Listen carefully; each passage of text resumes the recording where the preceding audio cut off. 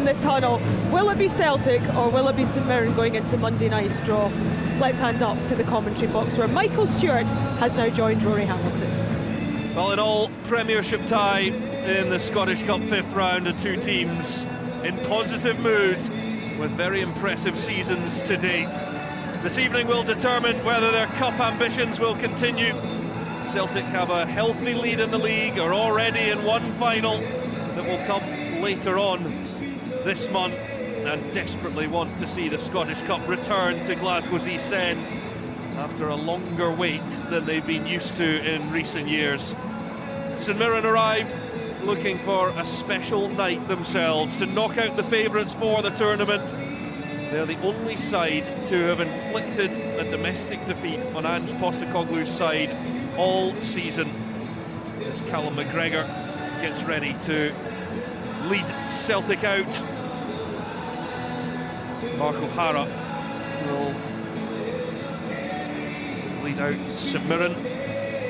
Another trophy evaded Ange Postecoglou in his incredible maiden season in Glasgow.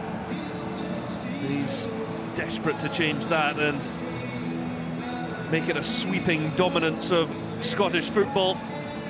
The Celtic side are unbeaten in 15 games, winning 14 of those, the last defeat coming in the Burnabout. Celtic really are purring at the right time and could yet be on for a treble, but that is on the line this evening at Celtic Park.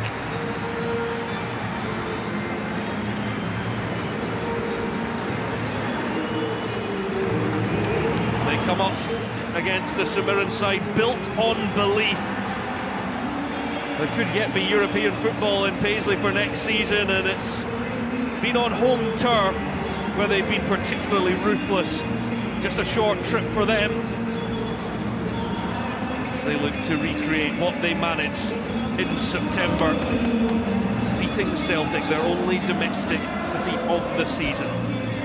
Well, there's a consistency around Ange Postecoglou's selection despite new arrivals in January. One of them does play as Canadian right-back Alistair Johnson keeps his place. The only change from last week at McDermott Park sees David Turnbull make his 9th start of the campaign. He has a record of 5 goals in 5 games for Celtic against St Mirren. Aaron Moy has become a real goal threat. He has 6 goals in his last 9, while Kyogo tops the charts on 22 for the season, 2 of which were scored against the Buddies last month. Stephen Robinson changes 2 of his 11 following the defeat to Burnley a week ago. Declan Gallagher and new signing Richard Taylor come in to bolster the defence, allowing Alex Gogic to push into the midfield. Trevor Carson was the hero in round 4, saving all 3 Dundee penalties in the shootout.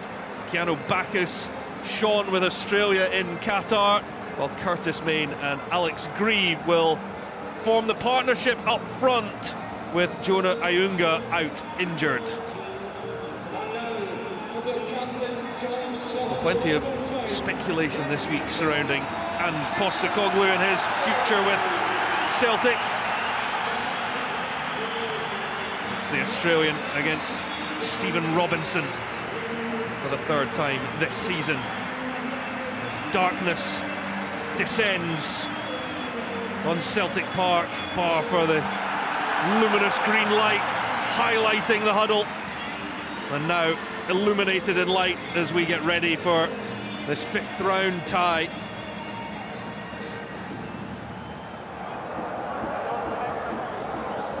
Well, this is where things start to get really interesting in the Scottish Cup. No margin for error as a place in the last 8 beckons for one of Celtic or St Mirren. Here's David Turnbull, that one change in the Celtic side, replacing Rio Hatate. It's a positive start from Daisen Maeda as well. Bacchus loses out. Turnbull again will knock that one off Marcus Fraser for the Celtic throw-in down by the corner flag as Turnbull emerges through the smoke. It's quite, talking about illuminating, it's quite illuminating to listen to Ange Postecoglou brushing off any suggestions that David Turnbull's been unlucky not to be getting more game time. It just speaks volumes about the mentality that's at the club under the Australian. He's a very, very good player, Turnbull, but his chances have been limited because of the competition. And he's got a chance here, and he needs to step up and stake a claim. That's what Aaron Moy did, and he's been able to nail down that position in midfield. David Turnbull's more than capable, but he needs to make sure that he brings that performance to the occasion here. That's exactly it. You need to do something rather special to make your way into this Celtic team. It's a hugely impressive bench that Postecoglou has available. Just Benjamin Siegrist, the only injury issue for him.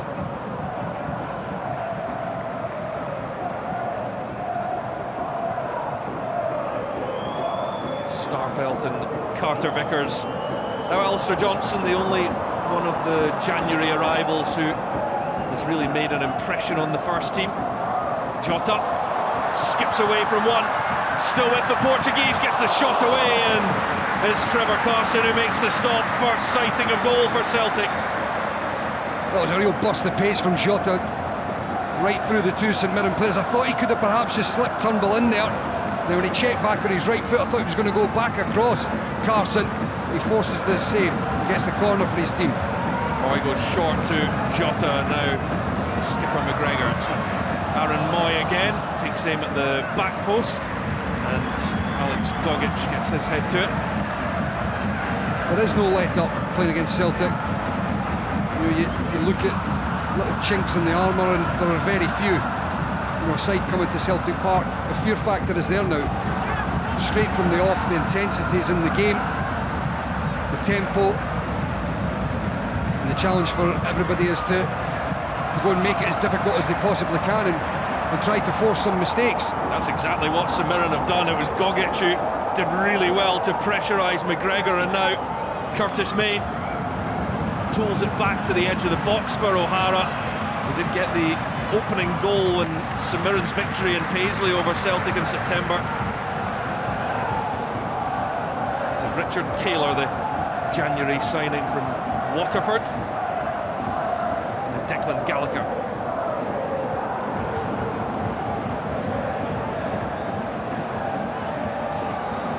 McGregor, Greg Taylor, it's Bacchus who got a touch, and now Jota fancies the run on Tanzer, but he recovered well. That's not bad for St Mirren, just been able to get a little touch of the ball, a feel for the game.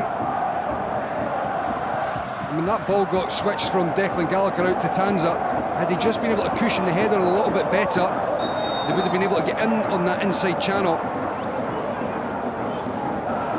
Offside flag is up. What did St Mirren do particularly well in September? It's obviously a different prospect coming here as they found last month.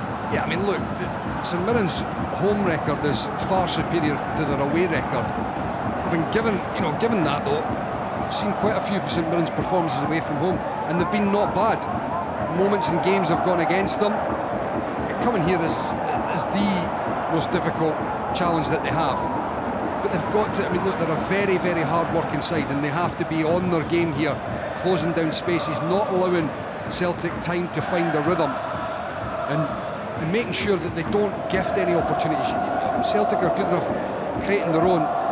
They've got to eliminate any mistakes in their game. They've got to hope they can keep the game as tight as possible for as long as possible.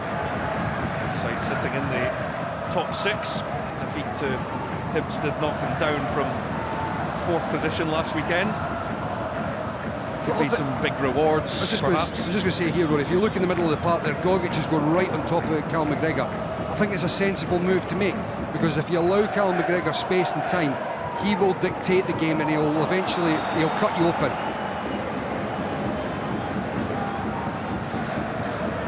Celtic have the free kick as Taylor took a dunt.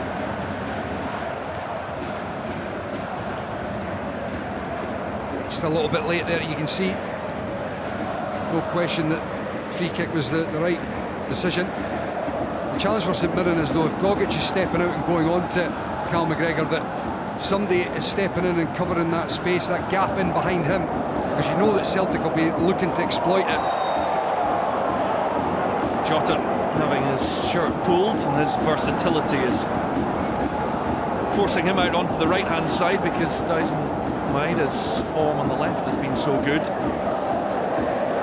Here's Taylor, Turnbull, Maeda makes the move, and it's just a bit too heavy from Turnbull as he tried to play in the Japanese winger. But it's those little pockets of space that Celtic are very good at getting into. David Turnbull in behind the midfield in front of the defence with a wee reverse ball for Maeda. Too much on the pass though.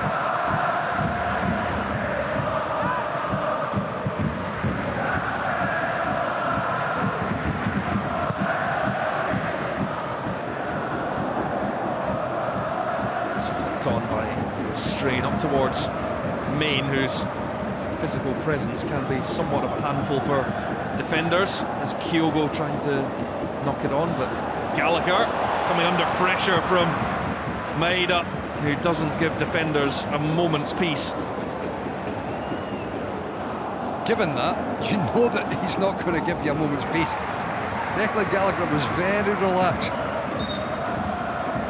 He was split second away from being dispossessed, and the Japanese forward getting through on goal. Hara halted by Johnson, and the last touch does come off the St Mirren skipper.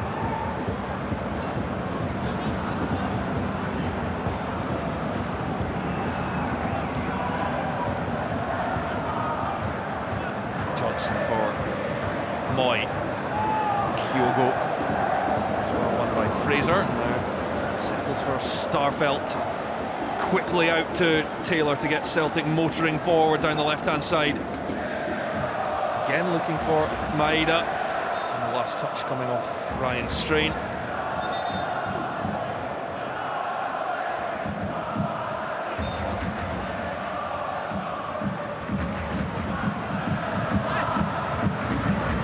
Moy. St Mirren throw.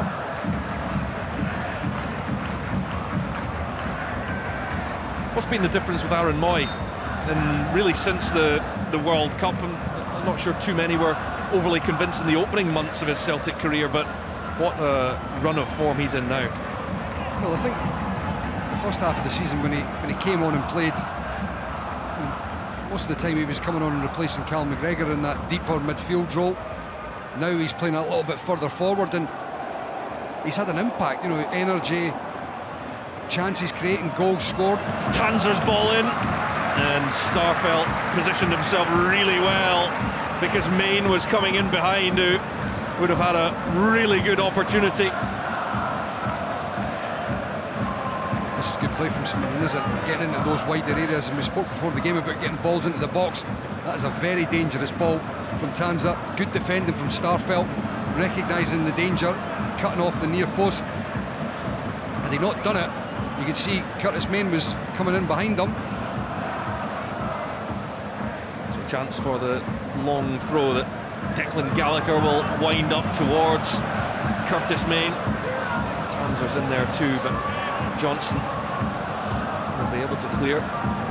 Gogic gets it back for St Mirren. Last touch coming off Maeda. Just going back to what you're talking about, or asking about Aaron Moy, he's stepped into the side and he's made an impact. And is there any one thing that sticks out? No, not really, but he's been effective. You know, you look at all the players on the Celtic side, they all are effective. There's nobody in this side that you would say they're carrying or they don't do the job that you would want or expect from that position. And Aaron Moy is exactly the same. He's stepped in, and his intensity and his performance levels have been up there that dictate that he's kept the jersey. You know, somebody like Matt O'Reilly, who's a wonderful performer, is having to play second fiddle at the moment. Taylor, Maeda makes the move. Kyogo in the middle, Maeda! And loops over Carson, but ricochets back off the post. Moy, Johnson, Celtic queuing up, and clear it goes from Fraser. Now Jota. Johnston. Carter Vickers. Maeda a whisker away from opening the scoring. We'll see shortly whether it was intended as an effort on goal. It was not intended. I think you can set that one aside just now. Looked like he was just trying to play the early ball through for his countryman.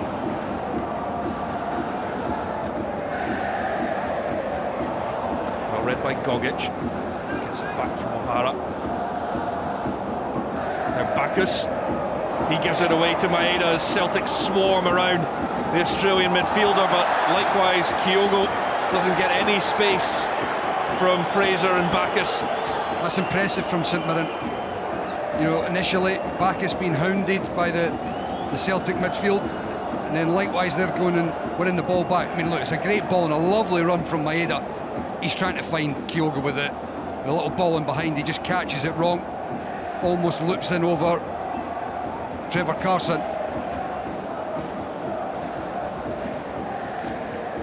Well, the closest Celtic have come, but they may have a problem because Kyogo remains down from that previous challenge.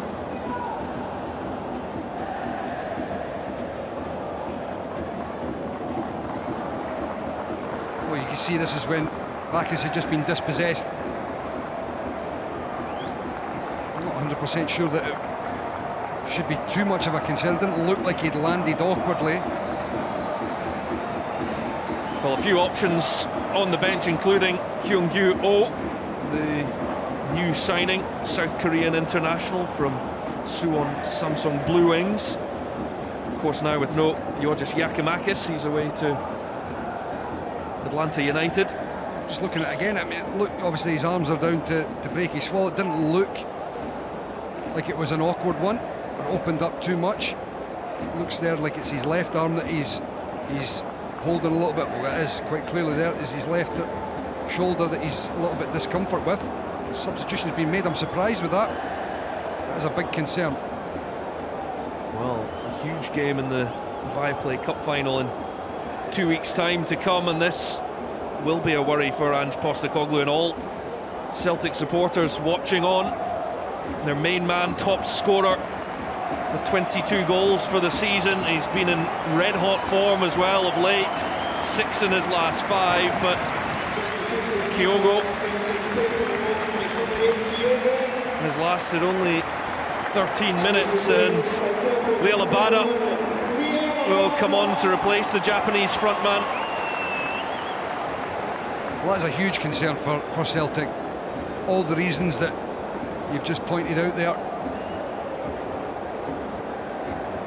He is a real figurehead of the side. But when you talk about strength and depth, and we were mentioning this before the game, Rory, that Celtic have got a lot of top quality operators in that area of the park. Maeda's going to go through the middle, Bada on the right wing, and Jota's going over to the left hand side. Still very, very dangerous. There's no doubt that Kyogo is on form. He's the top guy in the country.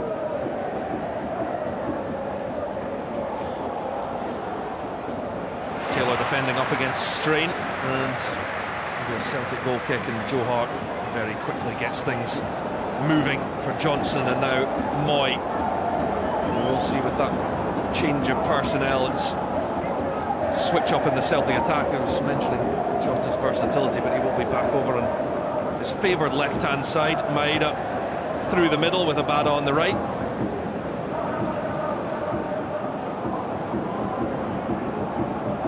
There's Johnson. Abada. Aaron Moy breaking forward, looks for Maeda! Move him into the middle, and he has an instant impact. Dyson Maeda, denied by the post minutes earlier. Kyogo off. Maeda, the perfect replacement as a centre forward, and Celtic have the lead. It's the run from Aaron Moy, though. He gets the wrong side at Taylor. Lovely weighted ball from Abada, and look at the determination from Dyson Maeda to get in front of the defender and get his toe on the end of it. And there's no doubt this time he finds the back of the net, but lovely ball there from Abada, and Maeda getting in front of Declan Gallagher. St Mirren will be very disappointed because they're cut open. A couple of passes, they're inside the box, it's in the back of the net, and it's that run initially, Aaron Moy, off the back of Taylor.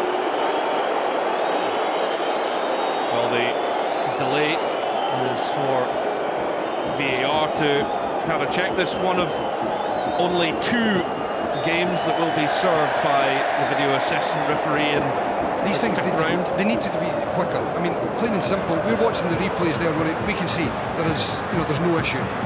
They need to speed these things up because you can hear the grumblings in the crowd as well. It's not great, it takes away.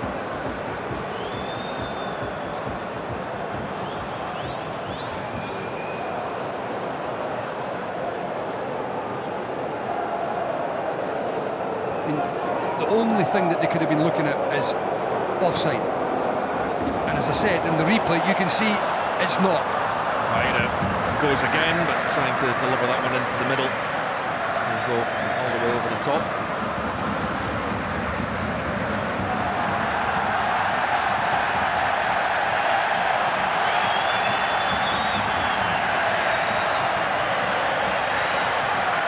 Camera moved quite quickly there.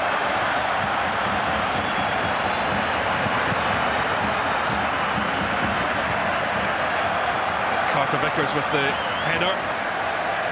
O'Hara. And now Grieve looks to get turned. And it comes off Cameron Carter Vickers and out for a corner kick, but a big chance for St Mirren. Well, this is brilliant play, you've got to say, from St Mirren. Hassling and harrying, and then from Grieve, wonderful little check back in. And I tell you, Carter Vickers, if he doesn't get that block in, Joe Hart is going to be getting called into action and have to pull off a really good save. Alex Grieve did brilliant there to check back in, and he was finding the far corner with that strike. Best moment for St Mirren so far, and now Ryan Strain looks to keep it going, but his corner kick doesn't get past Callum McGregor. Strain finds O'Hara. Again, further St Mirren frustration that the throw doesn't go their way. Hara has it back. Strain under pressure. Well won by Moy. Likewise Gogic. Johnson under pressure from Main. But too much pressure. Well, to be fair to St Mirren, they've not taken a step back. Going 1-0 down. They're still trying to implement the game plan, and look, you can see here Taylor stepping out, and it's the same on the other side where you've got Marcus Fraser trying to go into the midfield to close down those little pockets of space. The problem is in the goal, he stepped in and switched off, and Moyes made the run in behind them, and Celtic have been able to exploit them, and they've got the goal from it. But they've done well, St Mirren. Stephen Robinson will be happy with a lot of aspects of this game so far. Taylor, just a second start for him. Forward from Tanzer, looking for O'Hara. Carter Vickers ensures he breaks up the attack, but Gogic to keep it alive. Strain.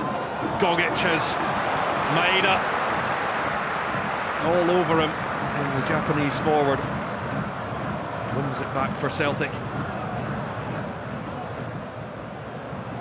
It's not even not only the defenders that don't get a moment's peace, it's the midfielders as well when Dyson Maeda's hanging around.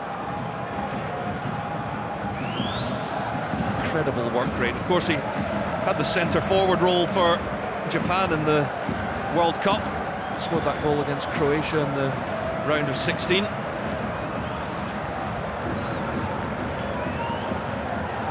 So well versed in leading the line to fill in for his countrymen.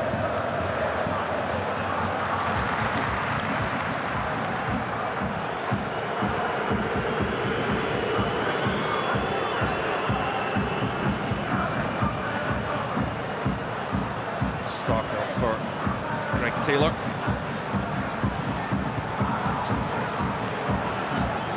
Carter Vickers. Mirren pushing the press button. Celtic will look to have the quality to get round it.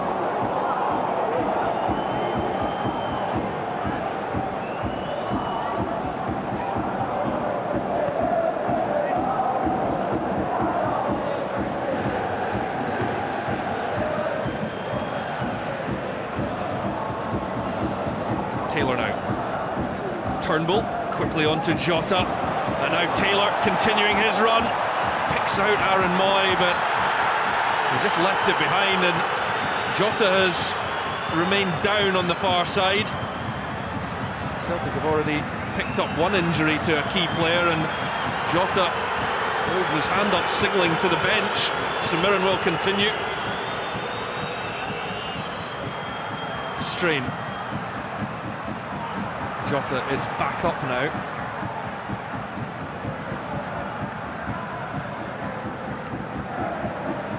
Gallagher.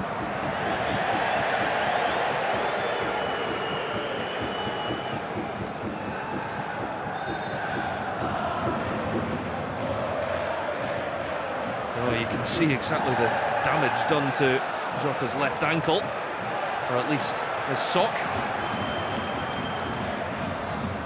Happy with the attention.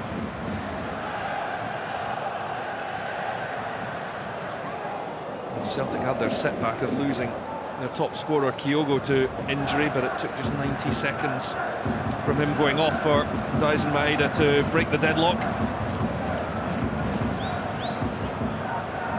Quarter of the way through the Scottish Cup fifth round tie.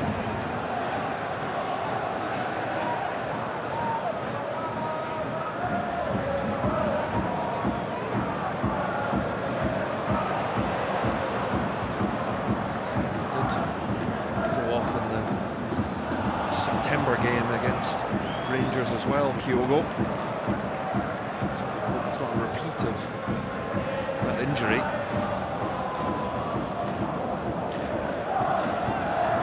Johnson out to Abada, chance perhaps to run at Tanser, but he timed his tackle very well indeed. And facing his own goal, has to try and squeeze that one up the line. Johnson has it back for Abada. The Canadian. Carter Vickers. You look at the effort that St Mirren players are putting in.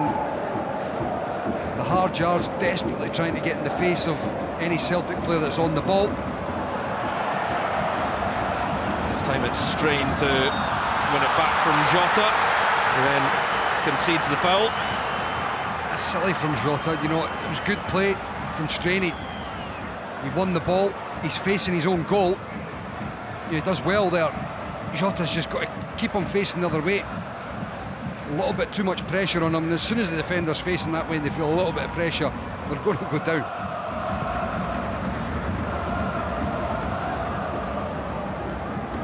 Header from Tanser.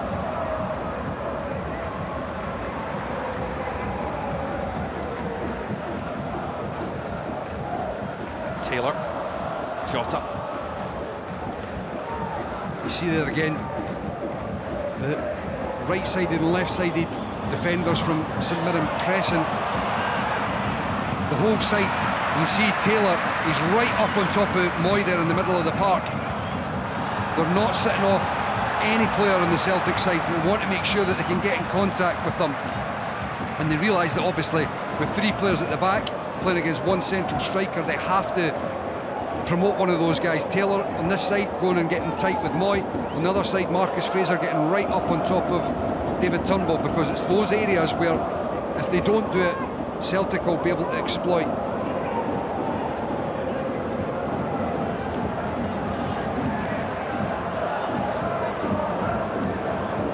Forcing the error in that previous play, but Celtic have it back. Jota. Taylor, Bacchus gets the touch. Gogic. Strain, it will be a St Mirren throw-in. So there's lots of positives for St Mirren in that aspect of the game, but the big weakness to it is when people running behind in that gap, and this is where Stephen Robinson, it is a real gamble, and in many aspects of this game so far he'll be happy with it, but ultimately they're 1-0 down, and a lot of that is down to the fact of those mistakes, stepping out and losing concentration, and Celtic have gone and ruthlessly exposed it.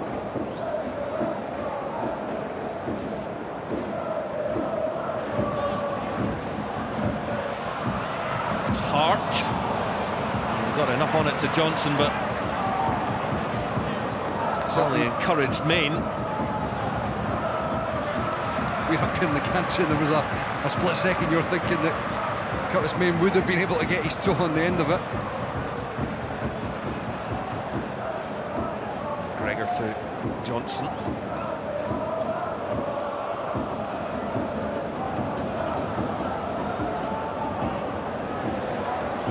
McGregor, Abada. Will Abada. It's a great delivery in for Maeda. Can't quite guide it on target though. You see again though, Maeda was trying to make that run into the gap. Instead they went wide, and Abada trying to get to the byline. Does well. Difficult for Maeda when he comes so close to the ball. He's past the near post. Difficult to angle it on target there. But for Celtic, it's those little gaps that are there for them to go and exploit. One of the centre half steps forward, Maeda can make those runs into the channels, and Celtic continue to look for it there. They'll be able to get a lot of joy from it. Apologies if anybody was offended by the wording on one of the banners on the far side of the stadium a few minutes ago.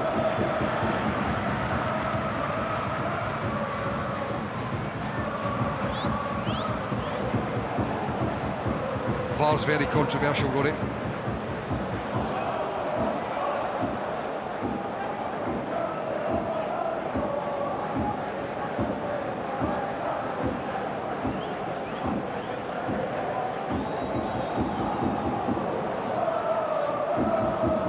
This is Taylor. Arrived late in the window. Tony Watt was signing on loan from Dundee United as Ethan Erdogan departed.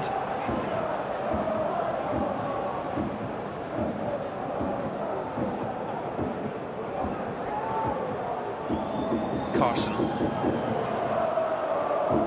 Hara, Gogic, can't find Strain.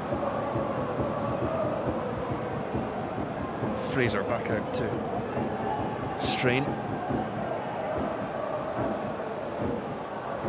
Mirren just encouraging a bit of calm and enjoying some time on the ball. Grieve and Carter Vickers go for it. The American international wins it. Clever header from Turnbull down to Moy. And Taylor can pick up. Jota looking for the run of McGregor as he broke rank from holding midfield position, and a poor touch from Curtis Main. Played in the Scottish Cup final for Stephen Robinson's Motherwell against Celtic in 2018. They went to 2 cup finals that season, losing them both to Brendan Rodgers' side.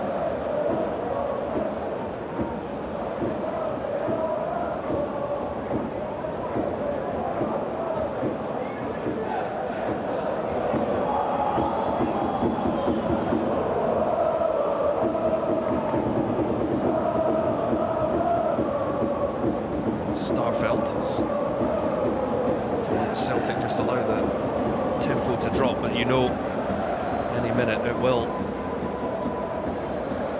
go straight up again as they just look to try and pick holes in St Mirren, who have been very well organised, other than allowing for Aaron Moy to cross for Maeda for the opening goal.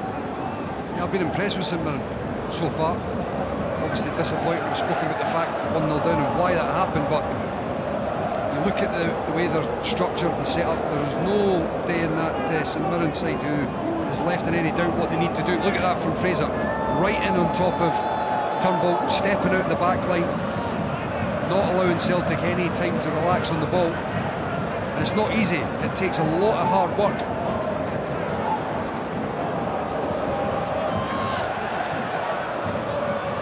And also, I've got to say, when they've been in possession, they've been better than I was expecting. They haven't looked to just hit the early ball up the top, they've looked to try and make a pass or two.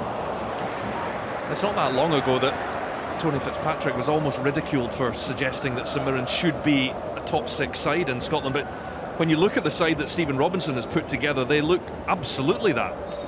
They're going to be challenging for top 6, there's no doubt about that, but I think Tony Fitzpatrick was also talking about, you know, top 4, which is a difficult one for St Mirren. When you look at the finances, and even for the top 6, you think about the sides that are in there challenging. It's a challenge for St Mirren, but they've got themselves in a position where they're able to go and do that now, and that is a lot of credit to the club and the personnel that they've got in there. It's only themselves and Livingston, 2 of the success stories of the season so far in the Premiership.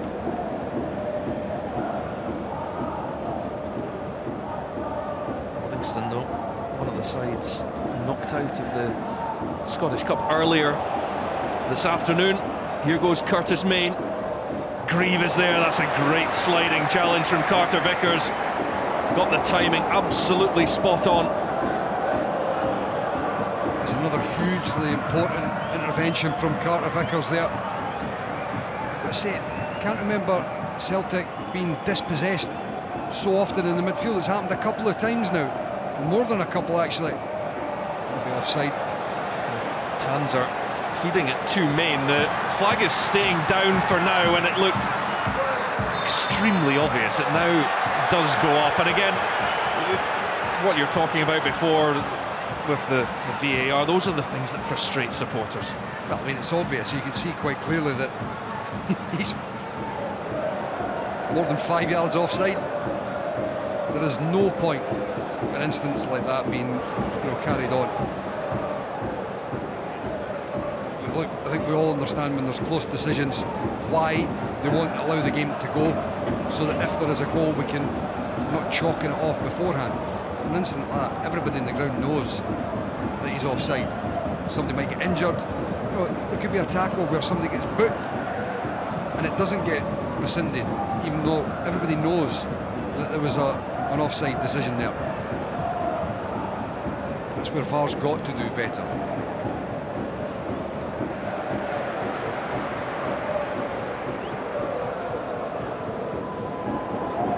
Alistair Johnson, Maeda, Gallagher, tight on the Japanese striker. Well, had just drifted out of play. It will be a Celtic throw. Kyogo is back on the Celtic bench.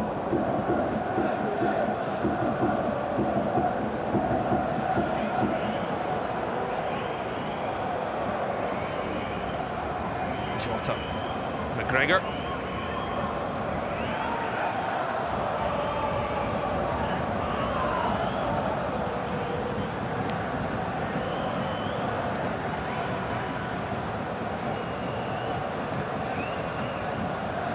Starfelt. Carter Vickers.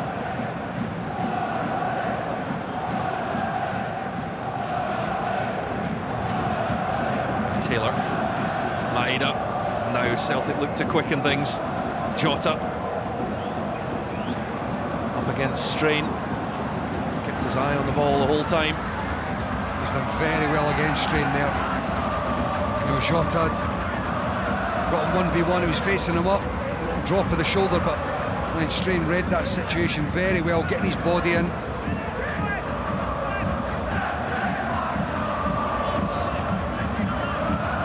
St Mirren in his heritage, his grandfather Jerry Baker played for the club and won the Scottish Cup, scoring in the final in 1959 against Aberdeen.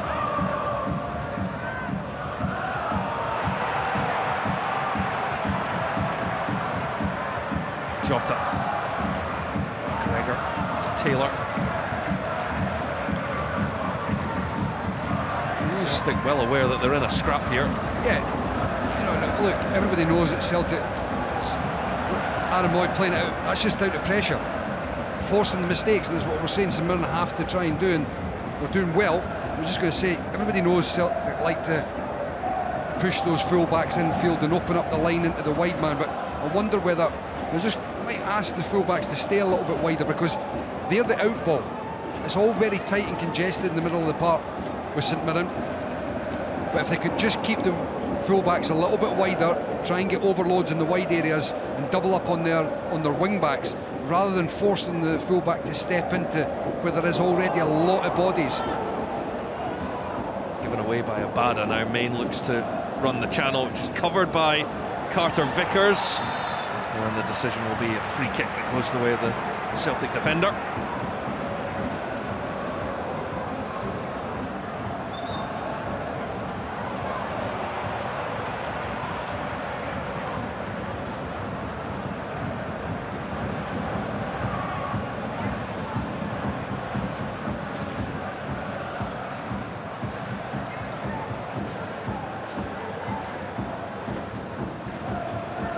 Turnbull, Jota.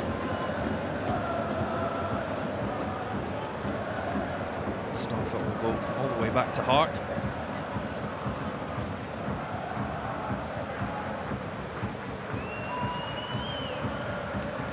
Now the long ball that looks to get Jota in behind. Couldn't guide that one past Gallagher though. Bacchus. Strain. Crowd not happy the attention that Jota was getting, but he's now got the ball and looking to do some damage on St Mirren himself. Johnson for Abada. Moy. Johnson again for McGregor.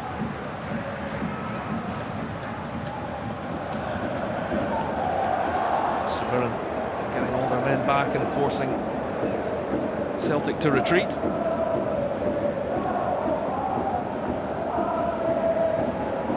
Turnbull. Again, Bacchus gets a toe in. Feeds Gogic, who now looks over the top for Grieve. Hart was alert and well off his line to clear it away. Well, Turnbull had actually been able to get in a little bit of space there. He had to keep driving forward rather than turning back. Just allowed Bacchus to be able to nick it off the Celtic midfielder. I'm surprised that Steve McLean stopped the game. It's not a head knock. It's another good bit of play from St Mirren. It's not even a challenge. Wonder when Alex Greaves has rolled his ankle before. I'm not sure, there's nothing obvious there at all. So, I'm very surprised that the referee stopped the game.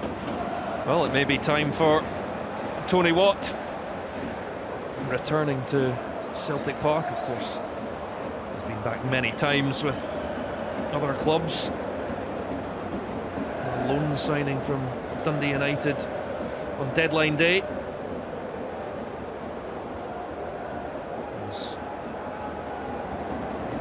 Alex Grieve will not be able to continue, so it's not been a night for centre forward so far. Kyogo going off injured, and Alex Grieve to join him on the sidelines. Tony Watt, who's made 2 substitute appearances for St Mirren since joining. You can see the frustration, pain on Alex Grieve's face as he heads off.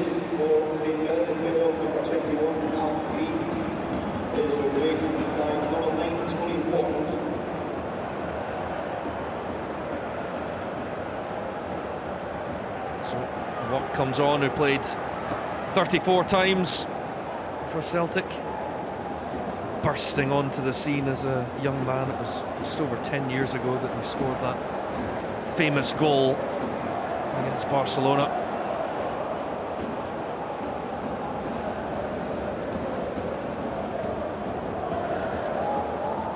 Jota.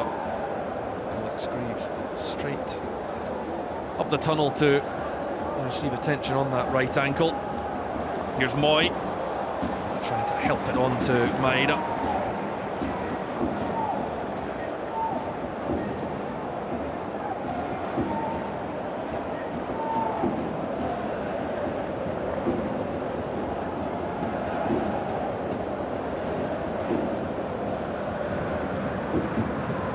Main to challenge with Taylor, but it's there for McGregor. Starfelt. Main making life difficult for the Celtic back four. Taylor's done well though. Now Turnbull looks to burst onto it.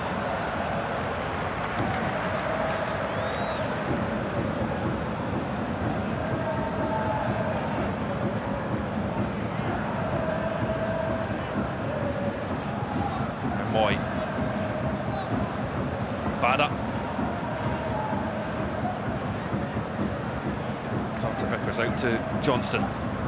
Moy does well to shield it from Richard Taylor. Bada. Jota. Gallagher sliding that one away, and now McGregor goes from range, spotting that Carson was slightly away from his line. Just felt as if Declan Gallagher didn't need to slide in there. Carson was coming out, and it was quick thinking from Cal McGregor. He just wasn't able to execute it.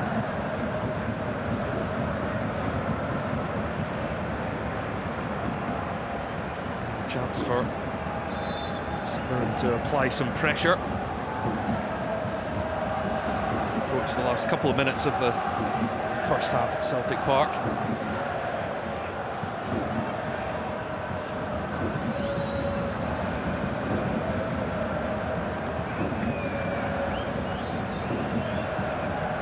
Taken by Declan Gallagher many years ago, won the Scottish Youth Cup with Celtic. Mark O'Hara now next requiring some attention, and this is being looked at by VAR in case there was any foul play that went on.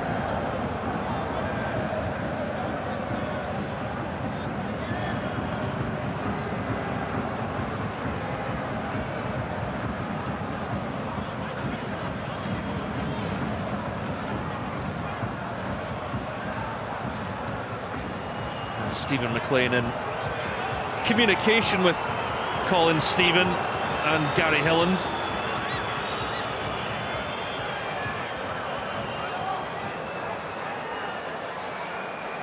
Honestly, I mean, look, it's from a good while ago, and it's taken them forever to go back and find it, to look at it. There's absolutely nothing in this. The game's been delayed, stopped right before half-time, and utter nonsense. Well, at least the VAR decision's correct. So much ado about nothing, as Declan Gallagher now launches that towards Main. It comes out onto the edge for Strain, and now Mark O'Hara is waved back on. I think the big thing with this is that other sports seem to get it right. The communication for viewers, for fans in the ground, they're just left with silence there to work out what's going on. They'll be absolutely bewildered, as we were to begin with, as to what is it they're checking. And then you see the replay and you're like, what are they looking? You know, it's as if they're trying to find things that aren't there. And look at it once, hurry up. I mean, they could have been looking at that, and the split second, nothing to see, play on. The game was stopped for a ridiculous period of time for nothing.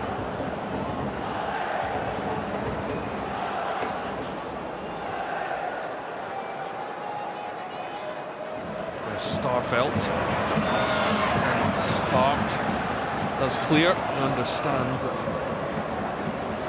it has already started, actually, the 5 minutes of stoppage time. Almost one has elapsed. Here's Bacchus. And the header from Tony Watt, well off target.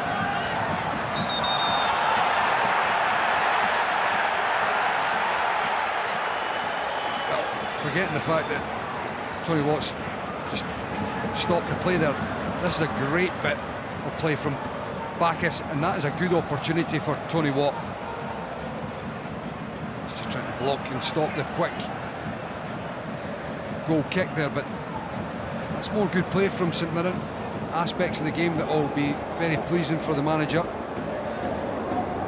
Abada, Maeda tries to return it, but Taylor well positioned. Forward it comes from Tanzer, and well, Bacchus just allowed that to flick up off his knee and too far forward, and that brings an end to the St Mirren potential attack. It's Taylor, but Strain wins it back not once but twice. Now looks for Main in the middle. It does come to Watt. Good pick out for Gogic to hit one. And it rises over the top of Joe Hart's goal. I'll tell you, it's a great pick out from Tony Watt, but this is what you need to contend with. Celtic looking to break so quickly from the by kick, get the ball down and play it. Abada. Now Moy, it's another great move from the Australian. Taylor went with him all the way though. Celtic have the corner. Well, on that occasion he was able to keep close enough to the Australian and get the block in, didn't allow the ball to get played across the goal. It's another intelligent run though from Aaron Moy.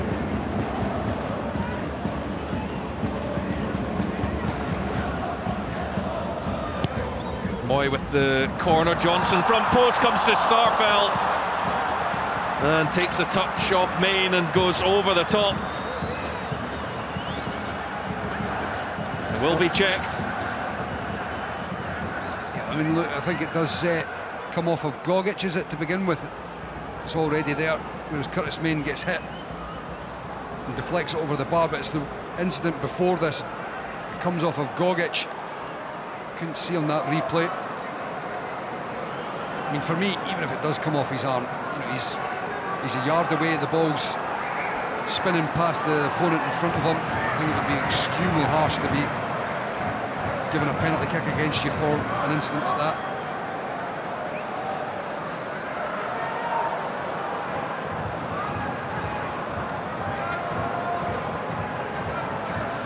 See there, it hits his arm, but correct decision, no penalty.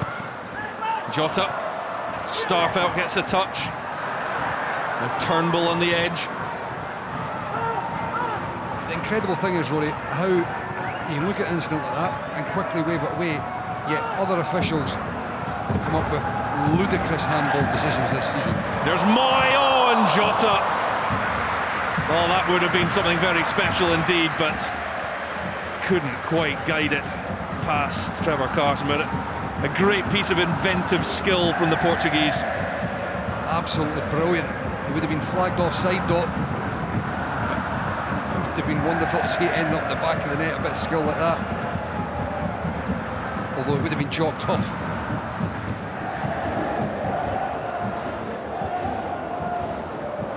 What centre forward? Gogic. Maeda. Abada was motoring ahead of him. It's still Maeda, and Gogic shuts the door on that Celtic attack. Watt to O'Hara. St Mirren have a few numbers in this attack. It's Strain, Main. Carter Vickers with the clearance. Well, again, Carter Vickers been in the right place to stop it. Good bit of play from St Mirren. That brings an end to the first half. Daisen Maeda moving into Kyogo's position as the centre forward, as this Japanese compatriot went off injured, and making an instant impact. 90 seconds from Kyogo going off. Maeda had the ball in the net for the opening goal, and at half-time it is Celtic 1, St Mirren 0.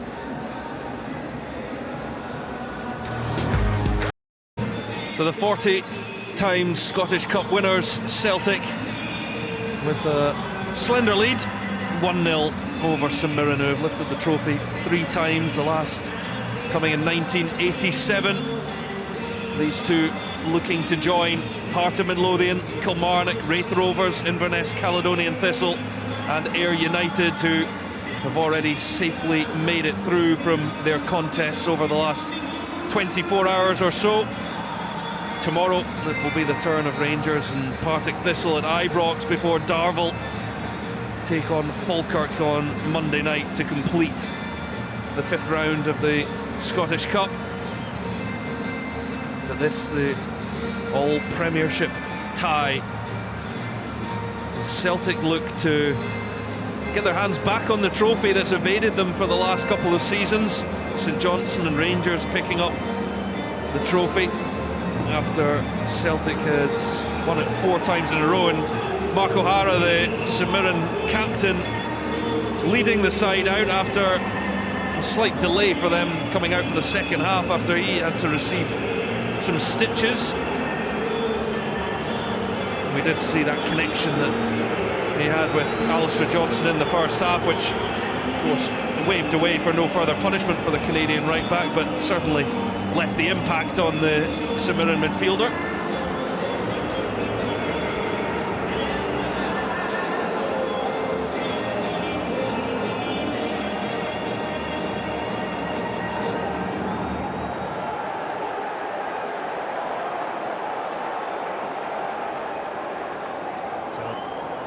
Celtic on a 7-game winning run, and in that time you include Dyson Maida's goal in the first half. They've scored 23 goals conceded. Very few indeed. Do not let many sides in with a sniff. Conceded just 1 in that time since the draw at Ibrox. Now here's Johnson. Ange Postecoglou will be very keen to get the early second goal, and Maeda was just a whisker away from connecting. Well, just instantly Celtic busting into life. Alistair Johnson getting forward, and that is an absolutely brilliant ball in behind the St Mirren defence, and it just looked as if Maeda is going to poke into the back of the net. He gets that close and his leg's not outstretched. Great play from Celtic right at the start of the second half. Straight. Main to Bacchus. With purpose. Back out to Curtis Main. Ryan Strain. In with the left foot. As Moy guides it away. Tanzer back in. Strain looking to retrieve it. Joe Hart smartly off his line. Yeah, again, you've got to say, you know, St Mirren, whenever they've been posed the question so far, they've reacted pretty well.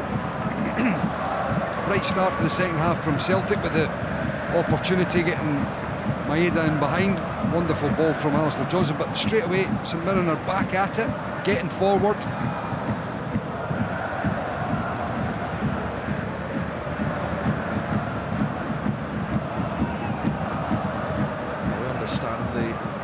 Message from the Celtic bench is that Kyogo will be okay. It's a precaution as Moy sends that in towards Maeda, and Fraser and Gallagher combine to do enough.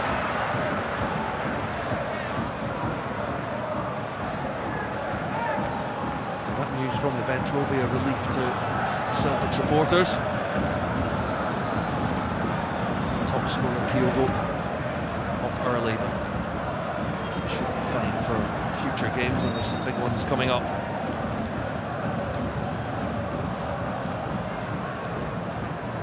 Aaron Moy take the corner, come back to the Australian. Neat control. Moy again. McGregor. Taylor for Starfelt. Sting just taken out of Celtic's attack a little. To ramp it up again here. Moy.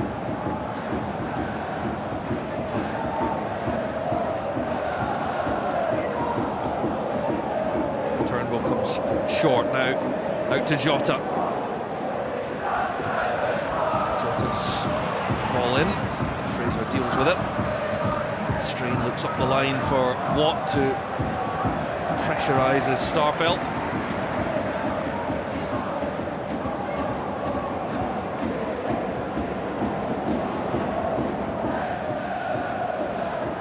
Abada, now Moy.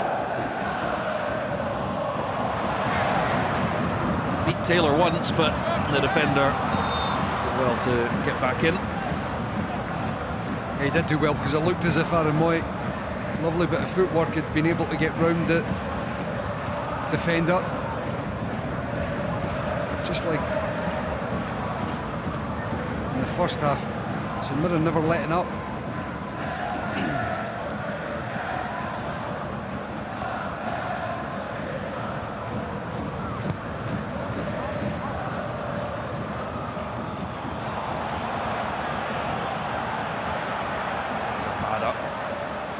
Vickers.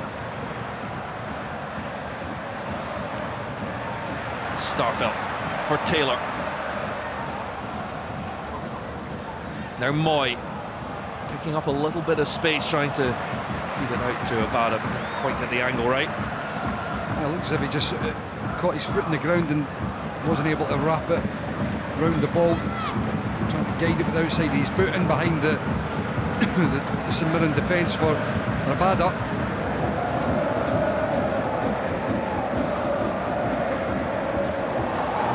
Trying to use his body to get turned against Carter Vickers. Two strong men coming together. Here's Moy. Gogic filtering back in. Main was on his heels there, rather. Well, that's 3 times that Aaron Moy's got into very good positions, but each time he's given away the possession. He gave away the free kick, and then twice there, just not completing his pass. Ada. Touch to steer it clear. Still on for Celtic though. Turnbull, Jota. Now Callum McGregor. Johnson. Abada. Back to Johnson. It's really well worked by Celtic. And it comes off Fraser and then the post. The Celtic denied a second. Looks like he kicked it straight onto the post. It was a little bit bizarre from Marcus Fraser, but he's got away with it. Bodies breathe a sigh of relief. Second would be extremely difficult to come back from.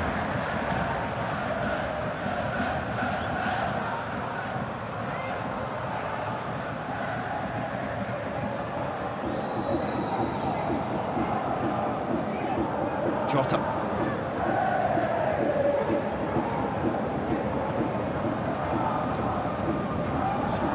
Still working very, very hard, forcing Celtic to play back the way, closing down their passing angles and shutting off the options that the player on the ball has. A lot of energy being exerted by the Paisley side. The reason I was bringing Aaron Moy up before was because St Mirren can't gamble on him being loose in his passing forever. If he continues to get into those spaces, he will hurt them eventually. He is again with a run in behind. It will come to Abada though. Moy searching for it, but Tanzer was there to cut it out, and then O'Hara up towards Main.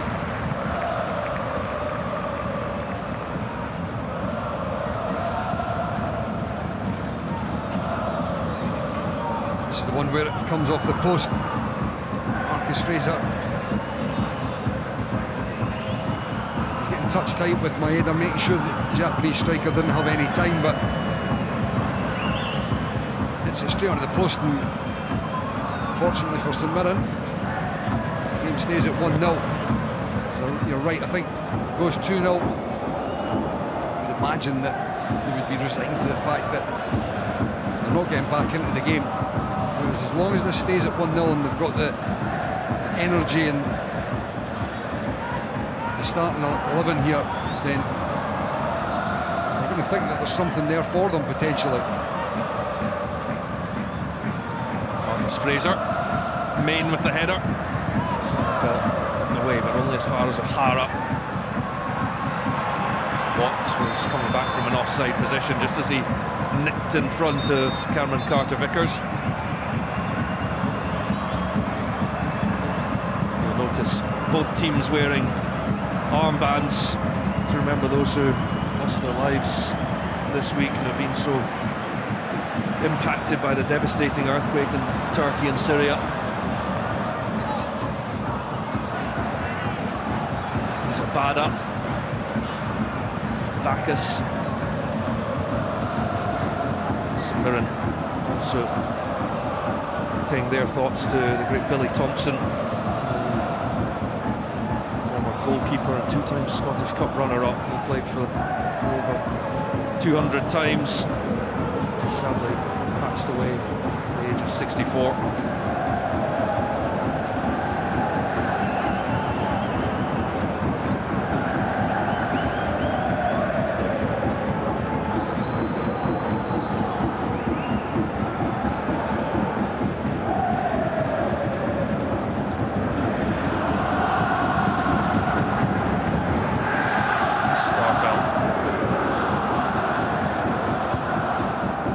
Taylor, Maeda. Concern just going into the break as Maeda looked somewhat uneasy walking up the tunnel, but back out for the second half. Celtic's goal scorer. Johnson. Now Abada. Came on for Kyogo in the first half. Moy. Johnston. Moy just sliding in. It wasn't quite pinpoint from Celtic, but it's worked out towards Maeda. It's Marcus Fraser again, touch tight with Maeda, making sure there's no space for the striker to be able to get a shot on target. That's good hold-up play by Curtis Main. Draws the foul as well.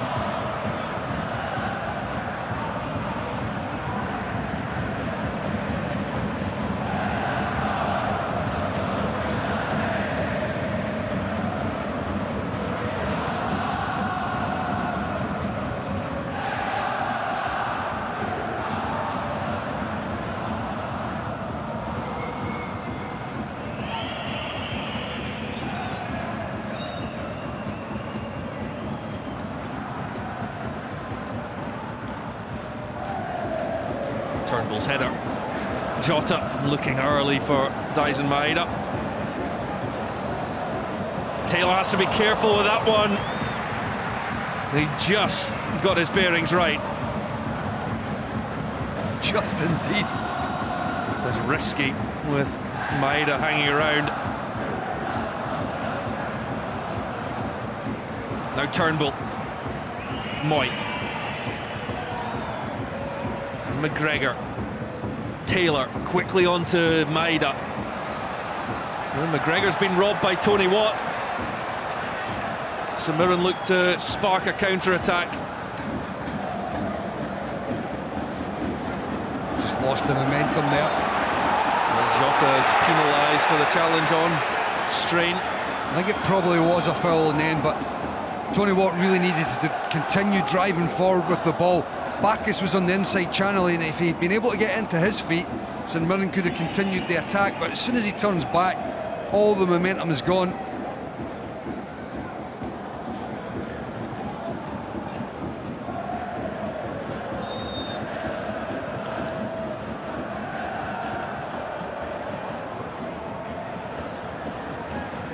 Strain.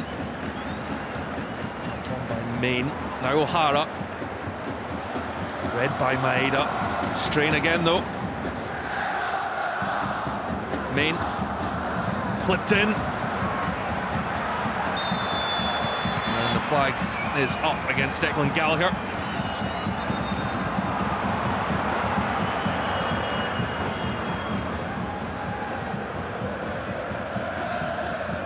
You can see when Main cuts back inside here, Declan Gallagher is clearly offside.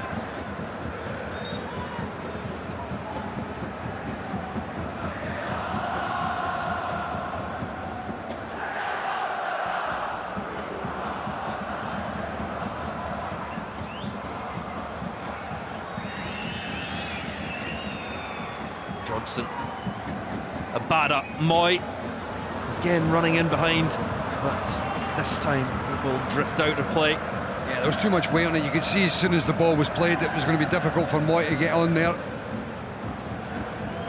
But they've been able to exploit St Mirren a little bit more in the second half here. Down that right hand side in particular, they've been able to quick interchange, players running off the ball. They've been able to get their passes moving and penetrating St Mirren. Just that final ball that hasn't been there so far. Turnbull shows too much to Bacchus, but he gets it back. Jota, Turnbull, and Gallagher.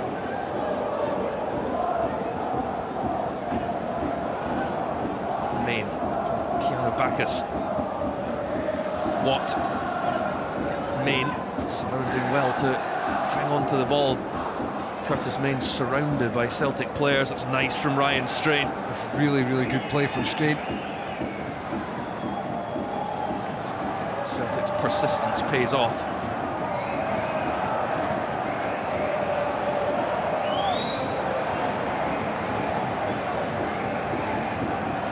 You know, defensively, Strain's done well against Jota on a number of occasions. That time in possession, just been able to drop the shoulder, get down the line. Be happy with his performance so far.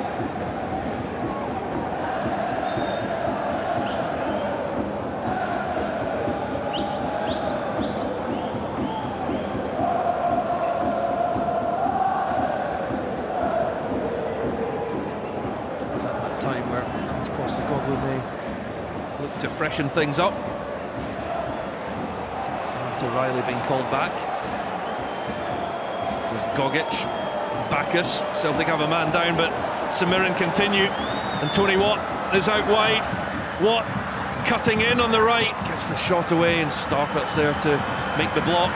Now Dyson Maeda in a foot race with Richard Taylor. That was good covering from Taylor. He had to make sure that he got across and shut down Maeda, otherwise he's straight through on goal.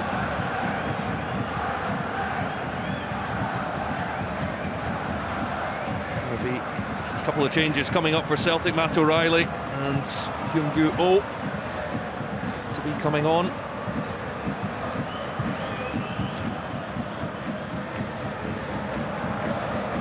Taylor. Nice strain now. Bacchus.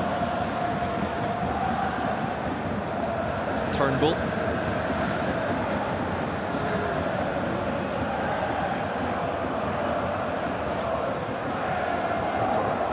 Starfelt. Maeda comes short. Gallagher desperately trying to get a foot in. Moy. Will be a St Mirren throw. The double becomes a triple change because Reo Hatate will be joining us as well. So Aaron Moy, the first to make way for Celtic.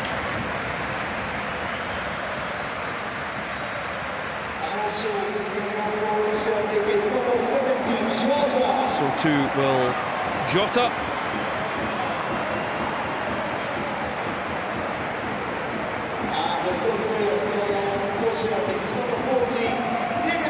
And David Turnbull getting a rare start.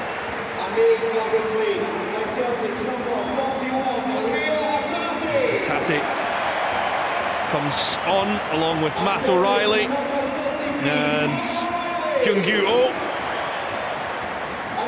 And by the looks of things, it will be Oh that goes through the middle. Maeda to come out to the left-hand side.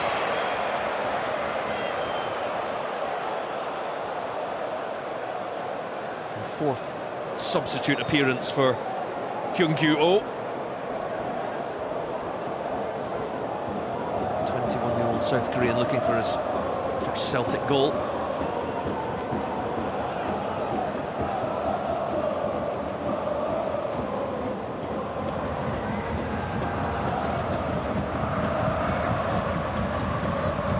And those subs just exemplify the strength and depth that Ange Postecoglou's been able to build into the squad in a short period of time. Matt O'Reilly and Rio Hatate in particular have been really positive acquisitions for Celtic. Really, really good players.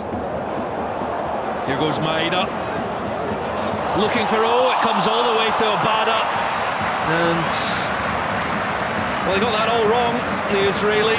He's got such a good eye for goal. It's a great run from Maeda, out to in. It's a great ball in as well. Just didn't ever look really confident that he was going to hit the target there. Abada, he just mistimes it. He's somebody that always gets into dangerous areas. Abada, he's never one that is sleeping at the back post and sees an opportunity go without getting into those areas. He does it all the time. Gallagher picked up by Tanzer.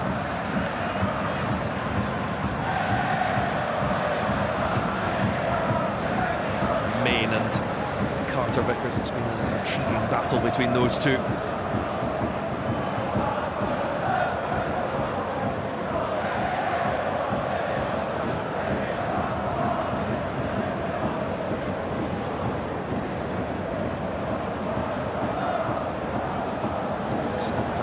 Stabs it skyward.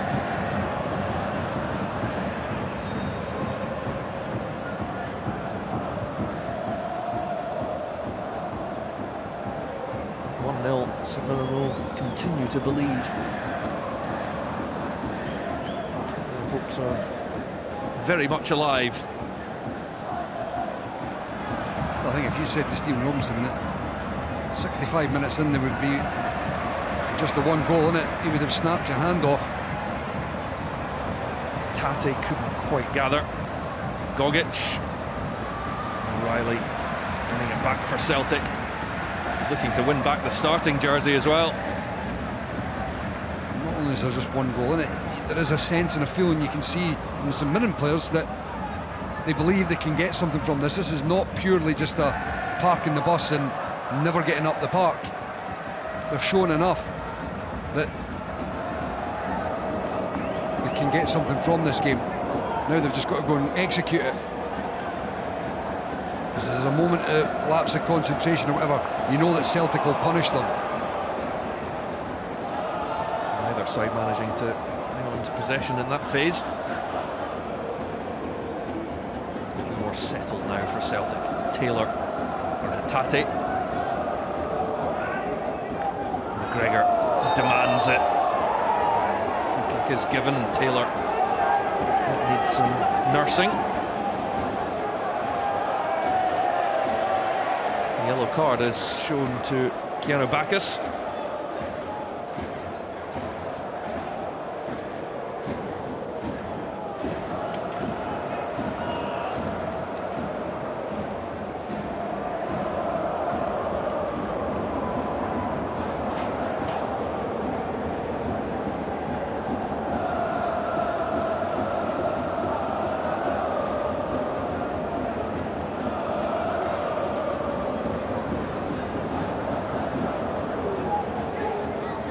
Starfelt out to Taylor. Still given away to Strain. Closed down by Rio Hatate. He's done really well, Strain. It looks as if possession would be turned over. Good strength and composure. Tanzer looks for Main again. Carter Vickers attracted to the challenge in that physical battle with Curtis Main. The thing for me with St Mirren here is that start of the second half, Celtic come out the traps, look like they're going to impose themselves again, but St Mirren just keep themselves in the fight and they're working their way back into this game. But it's moments like this where they've got to really try and exploit set pieces, opportunities to put the ball into the box. They've got to try to capitalise on moments like this if they've got any hope of being able to get something from this tie. Scott Tanzer entrusted with the ball into the middle. Gallagher attacks it at the back post. Up goes Taylor. Here's Watt, and never looked convincing. Well, it was just like Abada at the other end of the park. You never really thought that he believed himself he was going to be able to do something there, but this was one of those moments, you know, they win the first ball, they're in there challenging for the second, and it drops to Tony Watt. He's pulling out the header as he's going to make contact with it. Trevor Carson collects. Well done by Strain again, he's having a really good game out there. St Mirren on the fight back as Bacchus's ball in takes a deflection off Starfelt.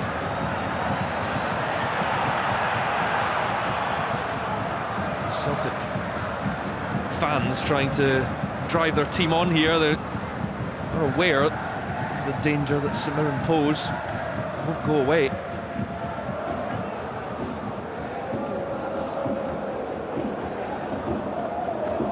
Maida.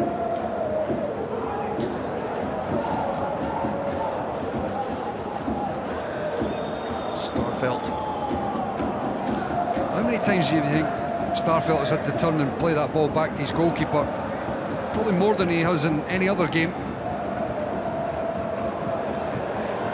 Fraser got an important touch. Oh, trying to fight for it. Maida takes control. O'Reilly. Abada wants it early. Leal Abada. The foul by Kyung-Gu.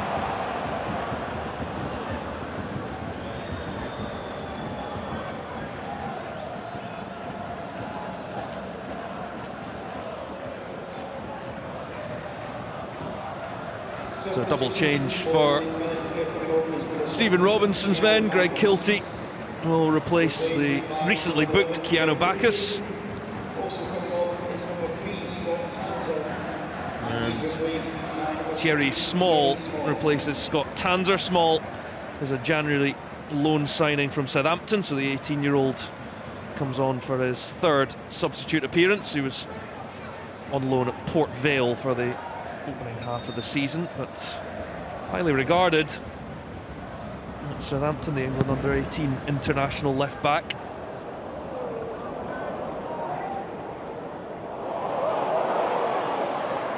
Maida looking to go round Alex Gogic. Play on, Hatate. O'Reilly now looks for, oh, it comes to Abada. This to finish it, perhaps. Cries of handball from the home support. 50,000 bellowing voices. It will, of course, be checked. Well, here's the thing, it will be checked. My gut feeling is that it maybe does come off an arm, but it's right in front of the body. I mean, it's good composure to begin with from Abada. That is very difficult to see on it slowed down like that, to be honest. As we said, VAR will be looking at it. I'm not 100% sure. Strain's clearly unhappy with something beforehand. That looked as if it was that the game was right there. Well, big moment. Stephen McLean chatting with Colin Stephen and Gary Hilland. I'm not sure if it does come off of Taylor. We'll see here. I've got to be honest, these replays are very difficult to tell. It does look as if it comes off Taylor to begin with, and if that is the case, then I think it's a good chance it would be given as a penalty kick. His arm's out as he's sliding in. It's not his arm that's down on the ground that's balancing. Just number 5 here, Taylor, as he comes out, his left arm. I think that's a penalty kick, and it is. It gets thrown out. This is the definitive angle here. I say definitive. His teammate's blocking the angle. I think it comes off his hand. I think it's far enough away from his body. I think a penalty kick will be given. There's certainly been a lot of VAR involvement in Celtic games. They don't always feel that they've had the rub of the green on them, but it does look I do have to laugh when you see the refs with the finger up to the ear, just to make sure everybody does realise. So Stephen McLean will come across to the touchline to have a look at the monitor on the advice of his VAR officials. You can see there, his arms well out. It comes out late on as well. Once the ball's struck, it comes out. That's why I think that will be given as a penalty kick.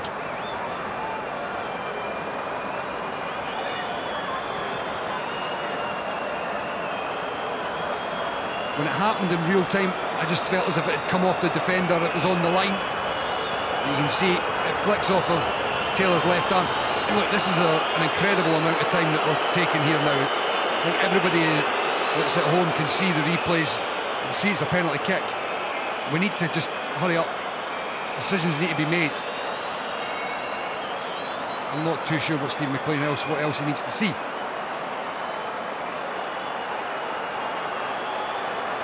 Well, the delay always leads to the frustration, but Stephen McLean now has made up his mind. And it's a penalty kick. The jeers greeted with cheers. Celtic have a penalty kick. And it is also a red card for Richard Taylor. And on that, a huge moment in this tie. St Mirren down to 10, facing a penalty kick. And Richard Taylor, the new signing from Waterford, makes his way off.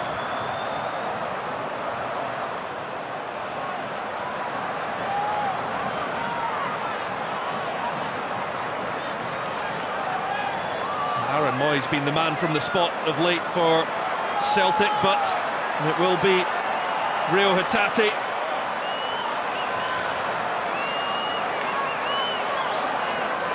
Hasn't scored since a double against St Johnstone on Christmas Eve.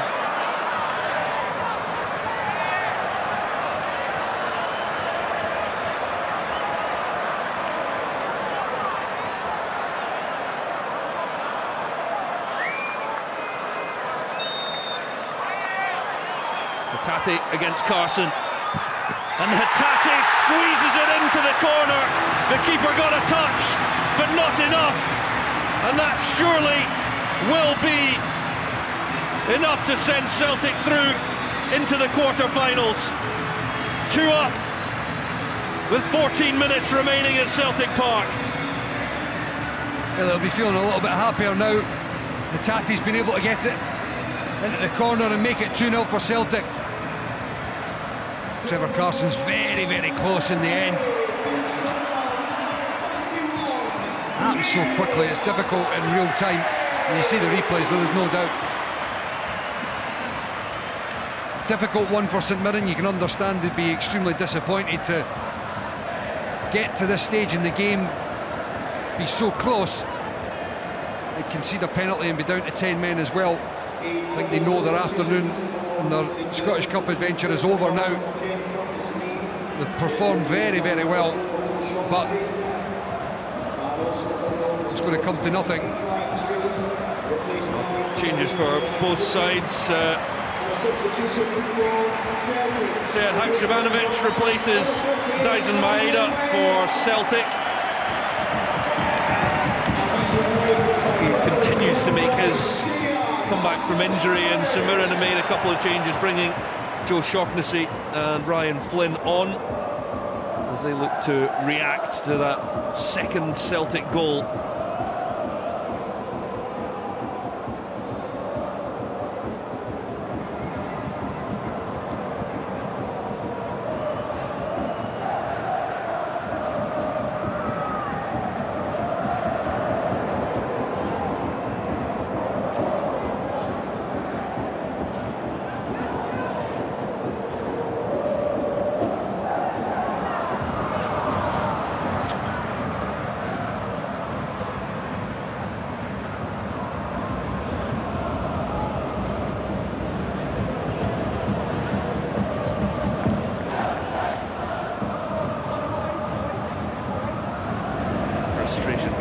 for Stephen Robinson.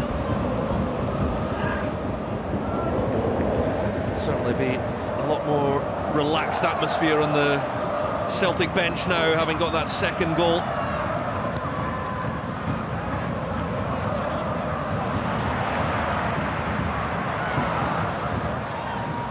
They'll be much more relaxed, there's no doubt about it, because they know that St Mirren were posing a difficult challenge here. Celtic standards never really drop.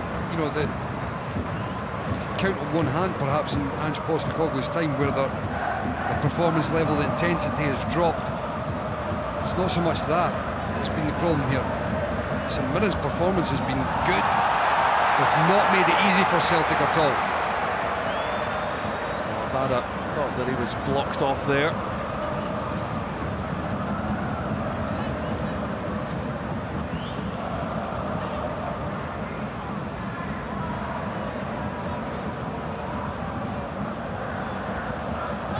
Johnson to Abada, back it comes to the Canadian.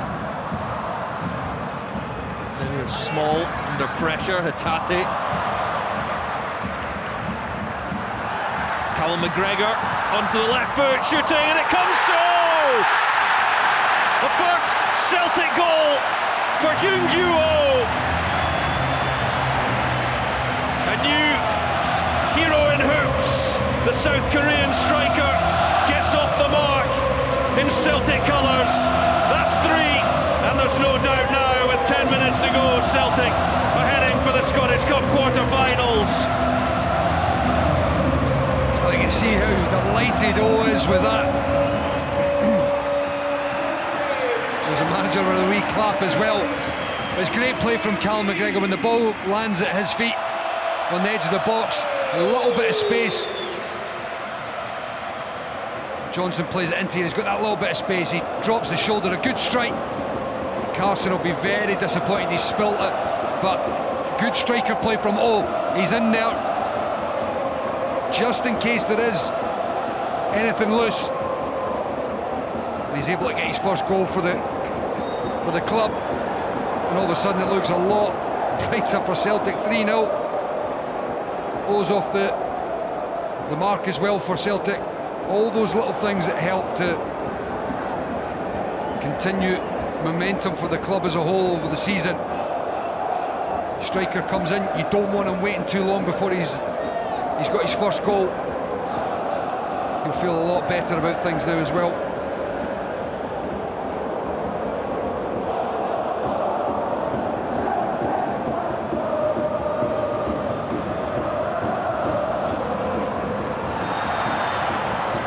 Small, but illegally so.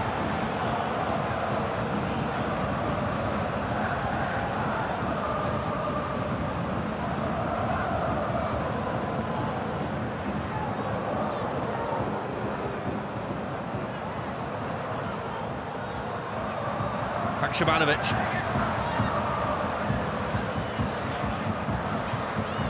O'Reilly.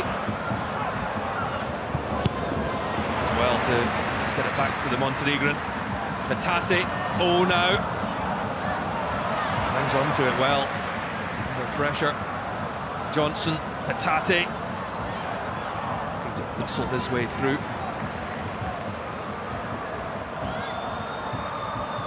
Hatate back to Abada. Now Johnson. It's O again. Trying to squeeze it in from the tight angle and forcing the corner. Well, that was impressive from Celtic. At no point was there any player that wasn't under pressure, but they were able to work it quickly. 1 touch, 2 touch. Eventually lands at O, who was showing good strength there. Just to twist and get the strike away. O'Reilly's curling delivery towards Starfelt. And it goes for a goal kick.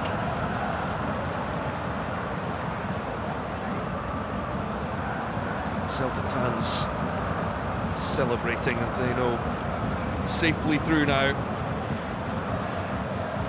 It was in doubt, 11 against 11.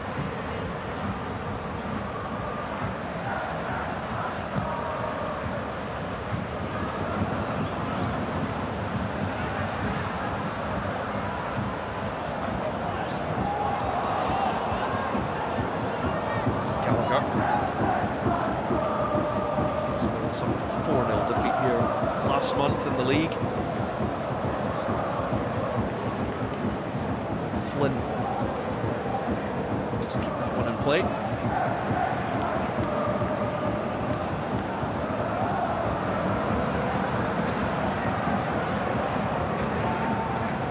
Douglas Ross down on the sideline there.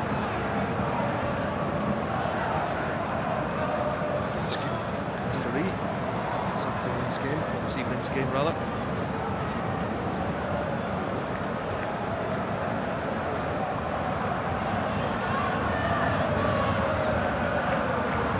Comes from Gallagher.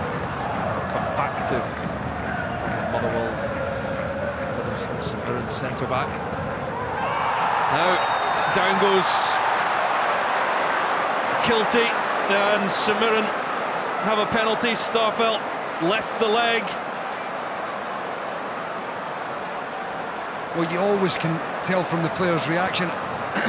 Initially, I wasn't sure whether Starfelt had made contact, but as soon as the penalty was given, you could see he was almost resigned to it. Kiltie getting across the face of him. It was good play from the St Mirren player. You get across the face, the defender doesn't see it.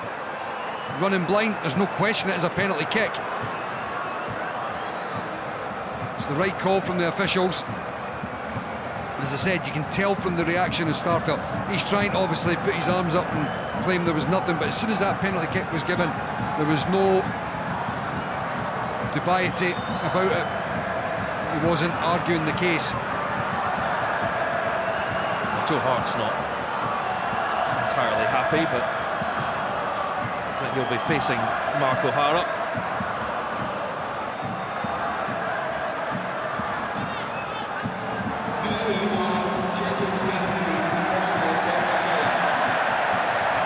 Well, it's going to be checked for offside, I believe.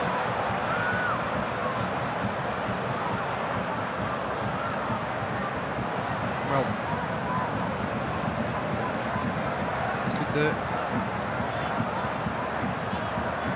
VAR decision spare Carol Starfelt?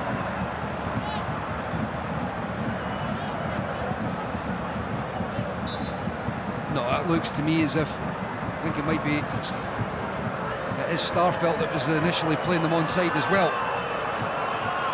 The penalty is given. So after another long delay,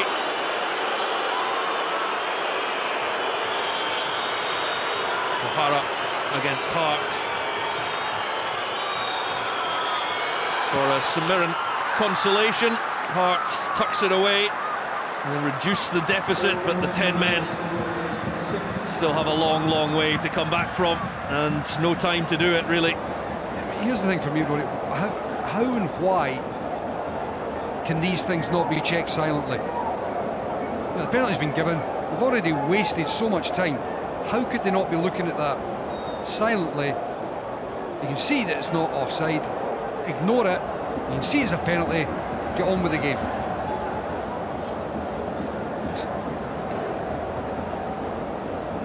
Johnson out to Abada.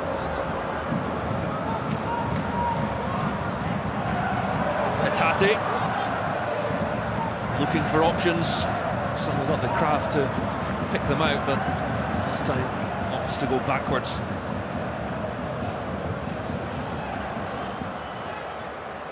It's the length of time taken on decisions that weren't very difficult.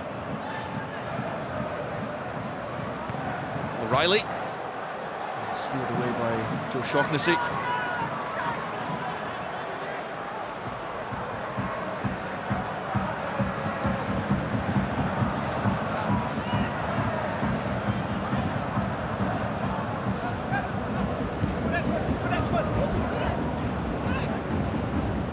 Shabanovich, early pass for him. Kiltie here, who won the penalty.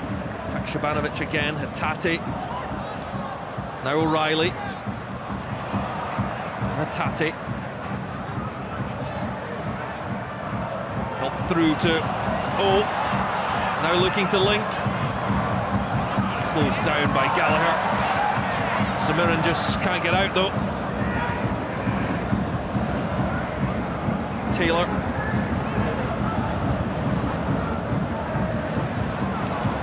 Hatate. Taylor.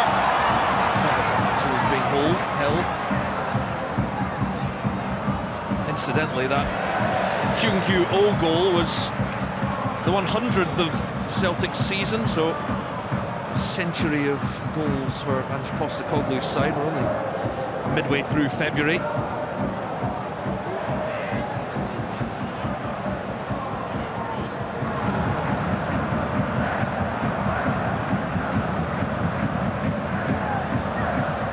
Celtic's opening goals coming from Dyson Maeda and Reo Hatate. I know you like a little bit of history and trivia, Michael. On February the 11th, 660 BCE, the mythical Emperor Jimmu united what would become the nation of Japan. So on February the 11th, Japan celebrates its national holiday. And Celtic have a fourth. Matt O'Reilly steering it in, guiding Celtic through to the quarter-finals. It's an emphatic scoreline in the end as Matt O'Reilly gets in on the act. It would have been better if one of the Japanese players scored for you, Rory, wouldn't it? But it wasn't. It was the Dane, Matt O'Reilly. It's a wonderful finish into the back of the net. It'll be curling away from Trevor Carson all the way. He's such a cultured player. O'Reilly, icing on the cake for Celtic there. First goal of the season as well for Matt O'Reilly. It's been a long time coming.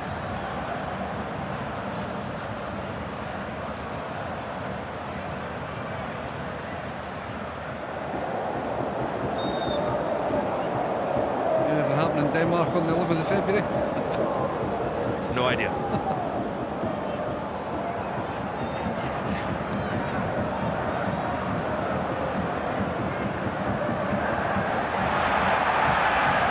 Carter Vickers using his strength now.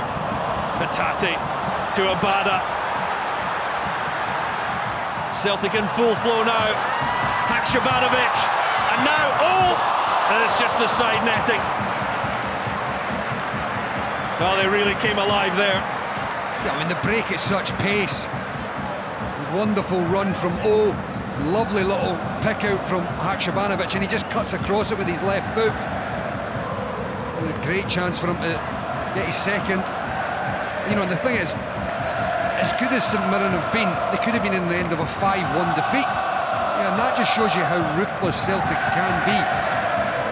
Not a scintillating performance by any stretch. They've come up against a tough opponent. 4-1 up.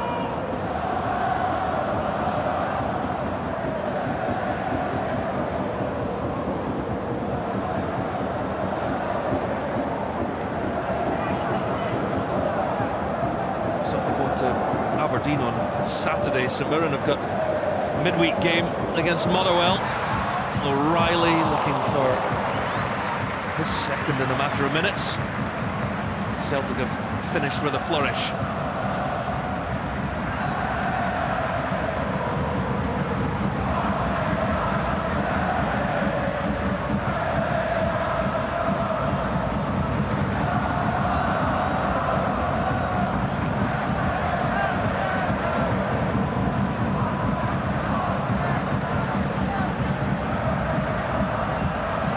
Straight out, nothing Small could do with that.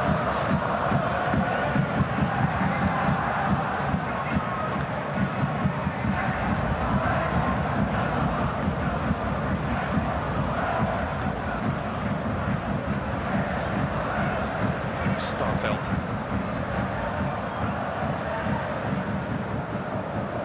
Taylor by Gogic. The line from Flynn for Kilty. Starfelt got his timing right that time.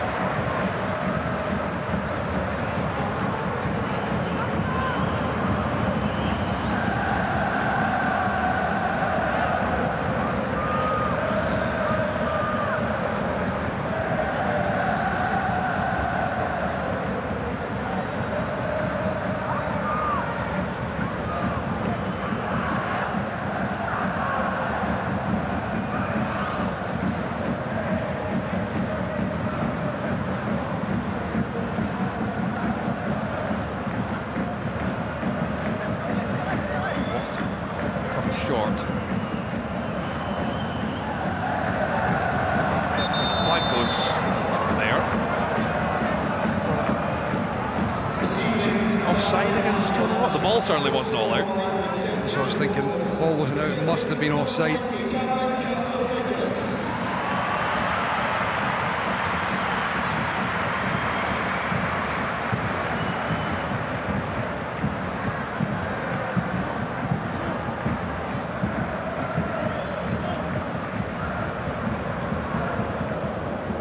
Shabanovic. Tati. Abada.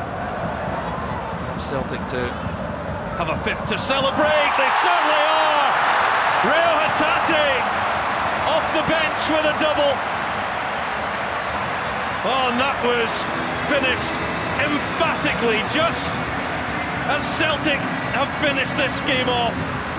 5 goals in all, and to think it's not that long ago we were wondering if St Mirren would have a fight back in them.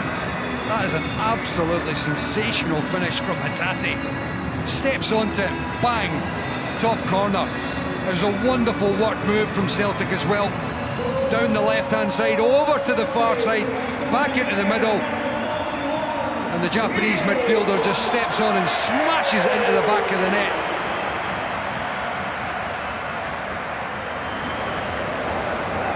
So there you go, on Japan's National Foundation Day, they contributed 3 of the 5 goals. All about timing, Rory, all about timing.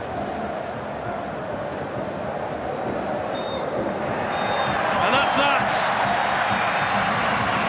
Celtic guide their way through. It was decisive in the end, but they didn't take their time to kill St Mirren off, but when they went for the jugular, it was brutal, and the men from the Far East have done the job once again in Celtic's East End. Maeda, Hatate and Hyun-Gyu Oh getting his first Celtic goal, another coming from Matt O'Reilly, and a goal from the penalty spot by Mark O'Hara for 10 men St Mirren, but that was merely a consolation. The goals came late after an early strike from Daisen Maeda, but it's Celtic who, unsurprisingly, put their name into the hat for the quarter-final draw, which will take place on Monday evening. Celtic through, St Mirren out, and the full-time score at Celtic Park. Celtic 5, St Mirren 1.